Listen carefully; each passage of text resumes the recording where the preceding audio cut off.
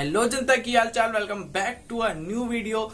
दोस्तों, कल से जब से ये नया नेशनल रिक्रूटमेंट एजेंसी और साथ साथ जो ये नया कॉन्सेप्ट आया है जिसके अंदर विभिन्न तरह के जो सरकारी एग्जाम्स हैं उन सब के लिए एक ही एग्जाम होगा, बेसिकली एक ही प्री एग्जाम होगा जिसको नाम दिया गया है एलिजिबिलिटी टेस्ट, या फिर हम ऐसे कहें तो कॉमन एलिजिबिलिटी टेस्ट CET।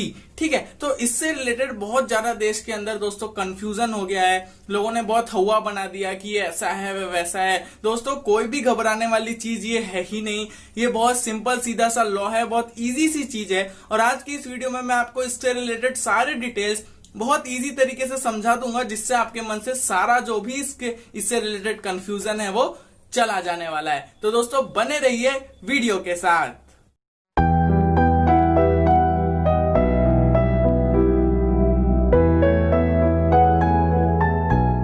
देखिए दोस्तों, बिल्कुल जीरो से समझना चालू करते हैं। देखिए, विभिन्न प्रकार की जो सरकारी एग्जाम्स हैं, बेसिकली मैं बात कर रहा हूं बैंकिंग की, रेलवेज की और उसके अलावा SSC की। ये जो तीनों हमारे यहाँ मेन सरकारी एग्जाम्स हैं, ठीक है, इनकी पहले क्या होती थी, दो स्टेजेस में एग्जाम होते थे। सबसे पहले होता था प्री, उसके बाद इनका मेंस होता था। ठीक है, तो अब क्या हुआ, विभिन्न तरह के प्री होते थे। मतलब रेलवे अपना अलग प्री लेती थी, बैंकिंग अपना अलग प्री लेती थी। मतलब IBF जो कि बैंकिंग का जो संस्था है जो बैंकिंग का एग्जाम लेती है, वो अपनी अलग तरीके की प्री लेती थी। और उसके अलावा जो SSC है वो भी अपना अलग प्री लेती थी। लेकिन अब सरकार एक नया रूल लेकर आई है, एक नया तरीका लेकर आई है, जिसमें इन तीनों का जो प्री एग्जाम्स है वो एक ही साथ लिया जाएगा। और आप अगर उस एग्जाम को क्लियर करते हैं तो उसके बाद आप तीनों के मेंस देने के लिए एलिजिबल हो जाएंगे।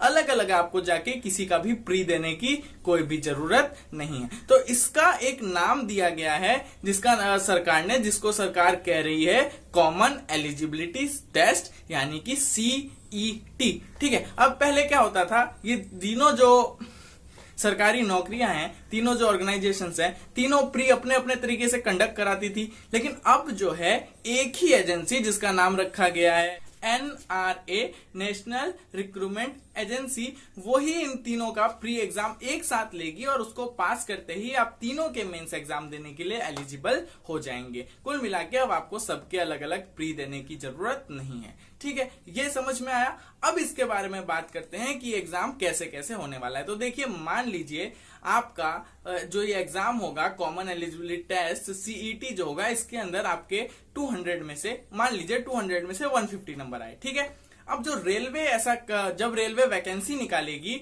उसके लिए वो सीधा मेंस का पेपर लेगी। आ रही है आपको बात समझ में? वो प्री पेपर नहीं कराएगी, वैकेंसी आएगी सीधा वो मेंस का पेपर लेगी और वो बोल देगी जिनके भी CET के अंदर 160 नंबर हैं वो लोग आ जाइए एग्जाम देने।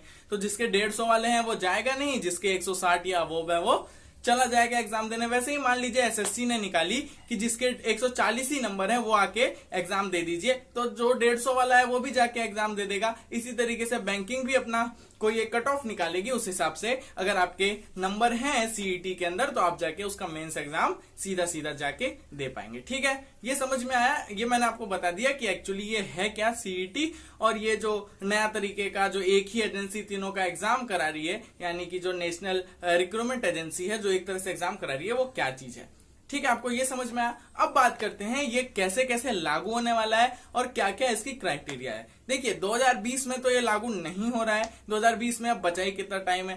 पहले जनवरी फरवरी मार्च आया, फिर कोरोना आया, उसके बाद साल खत्म हो जाएगा, बात खत्म हो जाएगी। ठीक है, तो 2020 से तो ये चीज लागू नहीं हो रही है। ये चीज दोस्तों लागू होगी 2021 से, 2021 से लागू होगी। और 2021 से जो इन तीनों के प्री एग्जाम्स थे वो होना बंद हो जाएंगे। सिर्फ किसके किसके?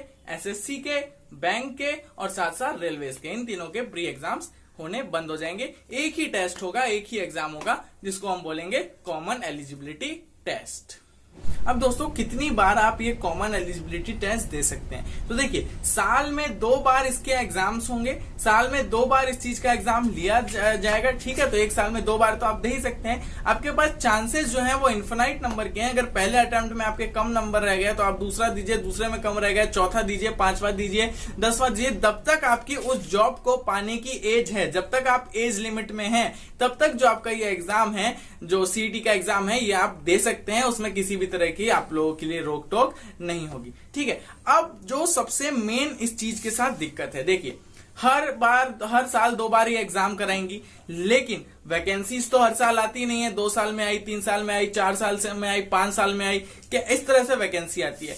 तो मान लीजिए आप साल में 2-2 पेपर देते भी जा रहे हैं, लेकिन अगर वैकेंसी आई ही नहीं तो फिर इस एग्जाम का क्या मतलब? आप उसका सर्टिफिकेट लेके बैठे रहेंगे, क्योंकि जब वैकेंसी आएगी तभी आप एग्जाम देने जा पाएंगे, तभी वो काम आएगा। तो वैकेंसी अगर नहीं आएगी तो फिर इस चीज का कोई मतलब नहीं निकलेगा। पहला तो मेरे हिसाब से ये इसका डिमेरिट है। फायदे बहुत सारे हैं, लेकिन कुछ कुछ इसके क्या है, डिमेरिट भी है। सबसे बड़ा फायदा तो ये है, अब आपको भाग दौड़ नहीं करनी पड़ेगी। क्या होता था, प्री में इधर भाग रहे हैं, उधर एग्जाम दे रहे हैं, उधर एग्जाम दे रहे हैं, माता बच्ची से छुटकारा। 3 एग्जाम देने की जगह आप कितने एग्जाम देंगे? अब 1 एग्जाम देंगे, ठीक है।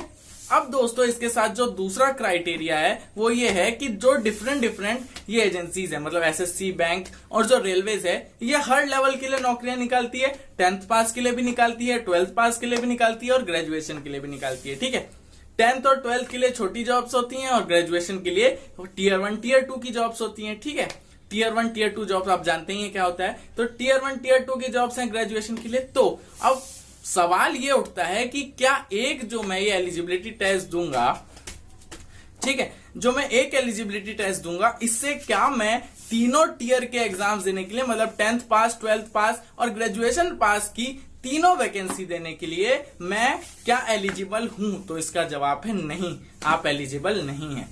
10th पास की जो नौकरियां होंगी उसके लिए आपको अलग सीईटी का एग्जाम देना पड़ेगा, अलग एलिजिबिलिटी टेस्ट देना पड़ेगा। 12th पास के लिए आपको अलग टेस्ट देना पड़ेगा और ग्रेजुएशन लेवल की जॉब के लिए आपको अलग एग्जाम देना पड़ेगा, ठीक है। तीनों के लिए आपको अलग अलग एग्जाम देने हैं। मतलब सीटी का एग्जाम 10th के लिए भी होगा, 12th के लिए भी होगा, ग्रेजुएशन के लिए भी होगा। जो नौकरी आप प्राप्त करना चाहते हैं उस नौकरी के हिसाब से आपको जाके इस एग्जाम को परफॉर्म करना होगा, ठीक है। तीनों की वैकेंसी साल में 2-2 बार आए, मतलब तीनों के जो एग्जाम लगेंगे साल में 2-2 बार लगेंगे। 2-2 बार आप एग्जाम दे सकते हैं, किसी तरह की कोई दिक्कत नहीं है। सेंटर्स भी बढ़ा दिए गए हैं, 1000 सेंटर लगाए गए हैं, तो हर डिस्ट्रिक्ट में कम से कम 1 सेंटर तो जरूर आ जाएगा।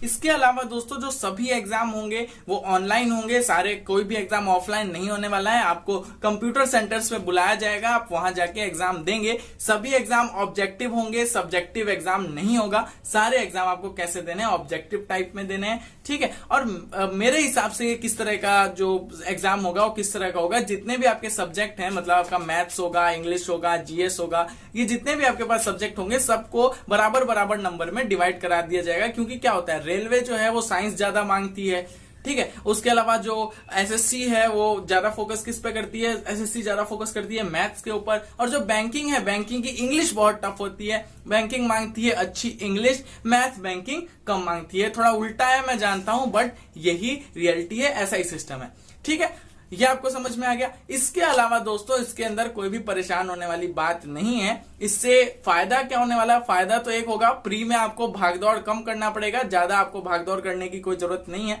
दूसरा फायदा ये होगा कि आप अगर एक बार प्री में अच्छे नंबर नहीं लाते हैं तो आपको 12 बार प्री नहीं देना है। अब आप एक कॉमन एलिजिबिलिटी टेस्ट दीजिए, उसमें आप कोशिश कीजिए कि अच्छे नंबर ला सकें। घाटा क्या है, देखिए सबसे पहले तो मैंने आपको घाटा पहले ही बताया कि बार बार वैकेंसीज आती नहीं है, वैकेंसीज आती हैं बहुत कम। तो आप कितने भी ये कॉमन एलिजिबिलिटी टेस्ट एग्जाम देते रहिए, जब आप मेंस तो तभी जाके दे पाइएगा जब वैकेंसी आएगा।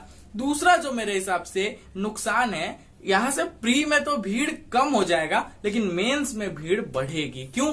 पिछले 5 साल के जितने बच्चे होंगे जब से वैकेंसी नहीं आई है, एक साथ ही जाके मेंस के ऊपर पढ़ेंगे। क्यों? पहली बार में कोई 199 नंबर ले आया, वो थोड़ी दोबारा एग्जाम देने जाएगा। क्यों देने जाएगा? अगली बार दे दूंगा तो मेरा पिछले बार वाला मार्क्स जो है वो काउंट नहीं होगा, तो मेरा 199 नंबर आया है तो मैं वही लेके बैठा हुआ हूं। तो इस तरह से 5 साल की जो भीड़ है ना वो जाके बढ़ सकती है जब एक बार वैकेंसी आएगी, चाहे जितने भी टाइम में आए, 5 साल, 2 साल, 3 साल, जब भी आए एक साथ भीड़ जाएगी, तो मेंस में भीड़ बढ़ेगी। लेकिन मेंस के अंदर छटे हुए बच्चे जाएंगे, सब कुछ मतलब सब तरह के जो एलिजिबल नहीं है वो लोग नहीं जा पाएंगे मेंस के अंदर। ये इसका फिर थोड़ा सा बेनिफिट भी है। तो दोस्तों यही था कॉमन एलिजिबिलिटी टेस्ट के बारे में और नेशनल रिक्रूटमेंट एजेंसी के बारे में। कोई बहुत बड़ा हुआ नहीं है, बहुत आसान सी चीज है और कुछ हद तक अच्छी है, मतलब 80% अच्छी है, 20% बुरी है। देखते हैं इसका इंप्लीमेंटेशन कैसे होता है। देखने वाली बात ये होगी, अगर इंप्लीमेंटेशन अच्छा है, वैकेंसी बढ़ाई जाए, तो फिर ये 100% बहुत ज्यादा